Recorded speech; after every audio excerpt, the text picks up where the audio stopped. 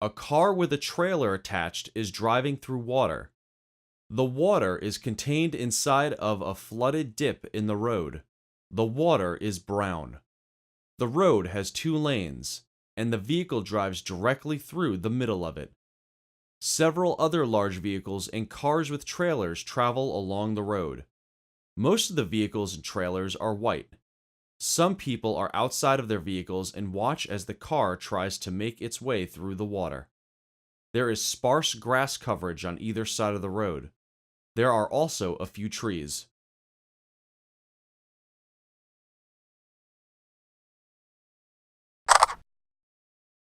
A car with a trailer attached is driving through water. The water is contained inside of a flooded dip in the road. The water is brown. The road has two lanes, and the vehicle drives directly through the middle of it. Several other large vehicles and cars with trailers travel along the road.